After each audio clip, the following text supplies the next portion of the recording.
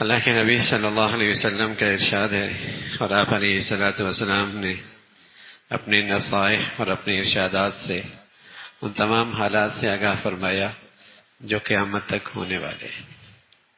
اللہ کی طرف سے وحی ہوتی تھی، اللہ کا پیغام امت تک پہنچتا تھا، انسانیت تک پہنچتا تھا نبی کے الفاظ سے۔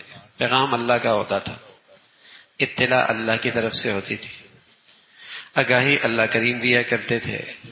آپ علیہ الصلوۃ والسلام اپنے الفاظ سے امت کو ان حالات سے آگاہ فرما دیا کرتے تھے۔ اسے کہتے ہیں نبی کی حدیث، اللہ کے نبی کا ارشاد۔ تو اللہ کے نبی صلی اللہ علیہ وسلم نے قیامت تک آنے والے حالات سے امت کو، انسانیت کو آگاہ فرمایا۔ آج جو عام طور پہ دنیا میں حالات ہیں امت پر، ضربہم اللہ بالفاقہ والفقر، کہ امت ایک مصیبت میں گرفتار ہوگی کہ اس پر معاشی تنگی مسلط ہو جائے گی، اس کے معاشی حالات خراب ہو جائیں گے۔ اور ایک روایت میں آتا ہے یہ امت خوف زدہ ہو جائے گی، ہر وقت ایک خوف رہے گا، پتہ نہیں کل کیا ہوگا۔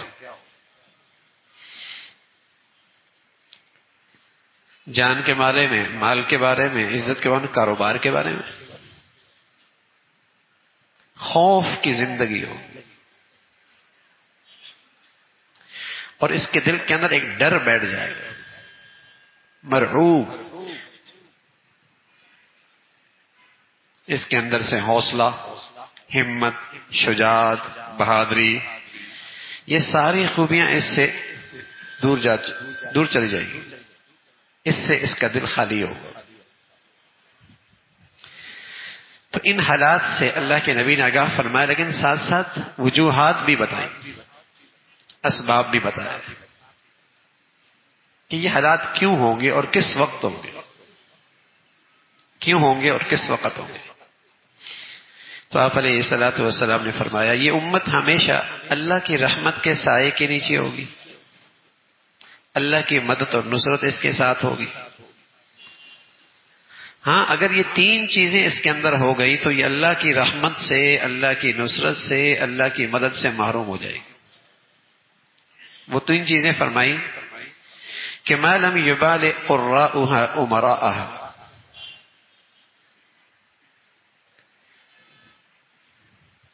جب امراء اور حکمران ان کی پیروی اور ان کی خواہشات کی پیروی اس امت کے خواص بھی کرنے لگے گا، جو وہ غلط روش پہ چل رہے ہیں اس امت کے خواص بھی ان کا ساتھ دیں گے، ان کی حمایت کریں گے۔ وَلَا تَرْكَنُوا إِلَى الَّذِينَ ظَلَمُوا فَتَمَسَّكُمُ النَّارُ، اللہ تعالیٰ نے تمام مسلمانوں کو تلقین فرمائی ہے قرآن میں، وَلَا تَرْكَنُوا إِلَى الَّذِينَ ظَلَمُوا، اے مسلمانوں تم ادنا بھی جھکاؤ اپنا کافروں کے پلڑے میں نہ ڈال، ظالموں کے پلڑے میں نہ ڈالنا، تم ادنا جھکاؤ بھی اپنا ظالموں کے پلڑے میں نہ ڈالنا کہ تم ان کی سپورٹ کر رہے ہو، تم ان کے ساتھ اخلاقی تعاون کر رہے ہو، تم ان کا مالی تعاون اور امداد کر رہے ہو۔ وَلَا تَرْكَنُوا إِلَى الَّذِينَ ظَلَمُوا، اگر ایسا کیا فَتَمَسَّكُمُ النَّارُ، جیسے وہ ظالم اللہ کی آگ میں جلے گا ایسے تم بھی اس آگ میں جلو گے۔ جس کی حمایت میں تم تھے اور جس کے تم دستے بازو تھے اور جس کے تم مددگار تھے، کل اللہ تمہیں انہی کے ساتھ اٹھا دے گا۔ ٹھیک ہے، جاؤ انہی کے ساتھ۔ اگر ظالم کا ہاتھ نہیں روک سکتے کم ہمتی کی وجہ سے، زبان سے نہیں کہہ سکتے طاقت نہ ہونے کی وجہ سے، تو اس کی تو کہیں گنجائش نہیں کہ تم اس کے ساتھ کھڑے ہو جاؤ۔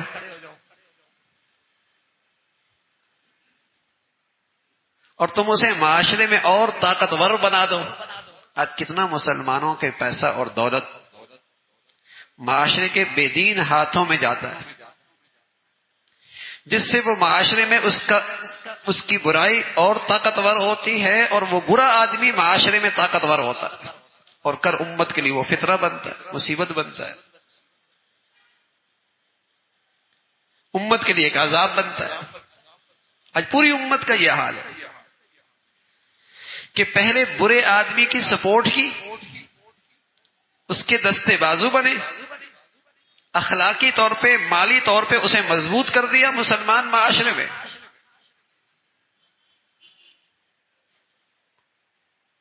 جب اسے مضبوط کر دیا تو اس سے پھر کیا ہوگا؟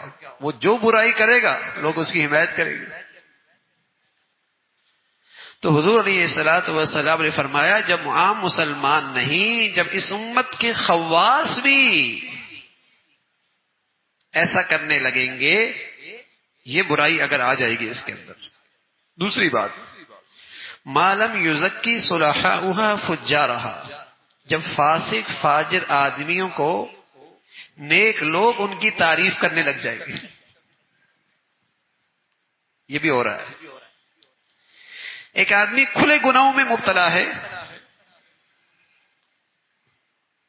اور یہ نمازی اور یہ حاجی اور یہ پرہیزگار اور یہ نیک نام، یہ بھی اس کی تعریفیں کر رہا ہے۔ اس کے دل میں اللہ کے لیے غیرت نہیں ہے، اس کے دل میں اللہ کا لحاظ نہیں ہے، اسے اللہ کا لحاظ نہیں ہے، جس کے نتیجے میں یہ اللہ کے نافرمان کی سپورٹ کر رہا، کھلے عام اس کی تعریفیں کر رہا۔ یہ اتنا بڑا گناہ ہے، اس کی اتنی بڑی نحوست ہے۔ رسول اللہ صلی اللہ علیہ وسلم نے فرمایا جب آپ اس امت میں، یہ امت ہمیشہ اللہ کی رحمت کے تحت رہے گی، مدد کے ساتھ رہے گی، نصرت کے ساتھ رہے گی، لیکن جب اس امت کے خواص لوگ حکمرانوں کے دستے بازو بن جائیں گے، ان کے غلط کاریوں کی حمایت کریں گے، اور اس امت کے نیک لوگ جو بظاہر نیک ہیں اس امت کے فاسق فاجر لوگوں کی حمایت کریں گے، تعریفیں کریں گے، ثناخو ہوں گے، تعریفیں کر رہے ہوں گے، حالانکہ وہ کھلے گناہوں میں مبتلا ہے، اللہ کا کھلا نافرمان ہے۔ ایک تو نا چھپ کے آدمی گناہ کر رہا ہے، کسی کو نظر نہیں آ رہا، وہ اس کا اللہ کا معاملہ ہے، لیکن ایک آدمی کی کھلی زندگی گناہوں میں ہے اور یہ اس کی تعریفیں کر رہا ہے، یہ اللہ کے غضب کو دعوت دیتی، یہ اللہ کے غضب کو دعوت دیتی۔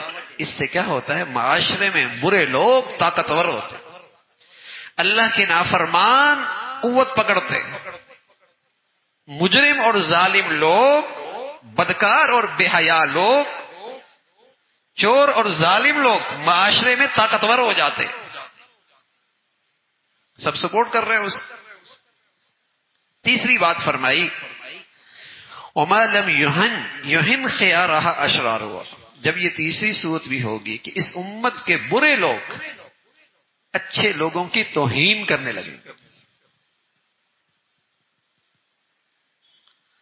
ظالموں کی بجا حمایت کی جائے گی، فاسق فاجر لوگوں کی لوگ تعریفیں کریں گے، اور اس امت کے نیک لوگوں کی برے لوگ توہین کریں گے۔ فرمایا جب یہ تین چیزیں ہوں گی رفع اللہ یدہ عنہم، اللہ اس امت سے اپنی مدد اور نصرت کا ہاتھ ہٹا لیں گے۔ ثم سلط علیہم جبابرتہم فساموہم سوء العذاب، پر اللہ ان پہ ایسے ظالم لوگ مسلط کریں گے جو ہر وقت انہیں تکلیف میں رکھیں گے، جو ہر وقت انہیں تکلیف میں رکھیں گے، ان کے فیصلوں سے، ان کی حرکتوں سے، ان کے طرز عمل سے لوگ تکلیف میں رہیں گے۔ اور حضور علیہ الصلوۃ والسلام نے فرمایا ثم ضربهم اللہ بالفاقہ والفقر، پھر اللہ اس قوم کو، اس امت کو معاشی تنگی اور فقر میں مبتلا کر دے گا۔ یہ تین چیزوں دیکھیں اور حالات دیکھیں۔ سچے نبی کی کہی ہوئی باتیں غلط تو نہیں ہو سکتی۔ اور جو اسباب بتائے اس پر آنے والے حالات بھی یقینی ہے، ہو کے رہیں گے، ہو کے رہیں گے۔ جب برے لوگ نیک لوگوں کی توہین کریں گے اور فاسق لوگ فاجر لوگوں کی کھلی تعریفیں ہونے لگیں گی، ان کو ایوارڈ ملیں گے، ان کی معاشرے میں واہ واہ ہوگی۔ جب بھی کوئی بے دین آدمی معاشرے میں طاقتور ہوتا ہے نا، تو اس میں اچھے خاصے نیک لوگ بھی اپنا حصہ ڈالتے ہیں، اس میں اچھے خاصے نیک لوگ بھی اپنا حصہ ڈالتے ہیں۔ اخلاقی تعاون کر دیا، ویسے کہیں سپورٹ کر دی، پیسہ لگا دیا، دولت لگا دی۔ اس برے آدمی کو معاشرے میں طاقت دینے میں آکسیجن جو دیا ہے، توانائی جو دی ہے، بہت سارے نیک لوگ بھی ساتھ ہوتے، ان کی صلاحیتیں لگ رہی ہوتی، ان کے وسائل لگ رہے ہوتے، ان کا اخلاقی تعاون ہو رہا ہوتا ہے۔ یہ اللہ کے غضب کو دعوت دیتی ہے۔ رسول اللہ صلی اللہ علیہ وسلم تو فرمایا کرتے تھے، من احب للہ وابغض للہ واعطى للہ ومنع للہ فقد استقبل الایمان۔ صحت مند ایمان کی علامت یہ ہے کہ تمہاری محبت جس سے بھی ہو اللہ کی خاطر ہو، کہ چونکہ یہ اللہ کا پیارا ہے اس لیے مجھے اس سے محبت ہے، چونکہ یہ اللہ کا فرما بردار ہے اس لیے مجھے اس سے محبت ہے، چونکہ یہ اللہ والا ہے اس لیے مجھے اس سے محبت ہے۔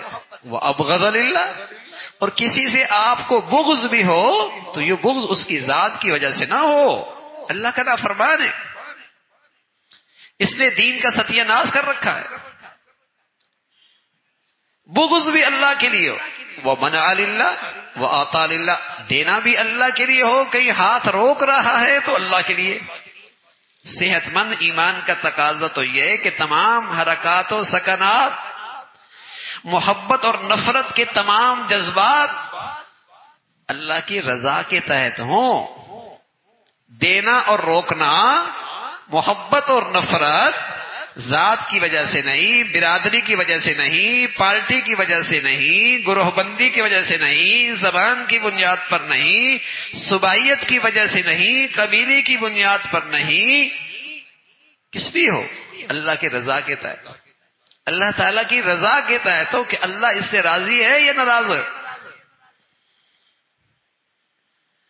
اللہ تعالیٰ اس سے راضی ہوگا یا ناراض ہوگا، یہ بنیاد ہو۔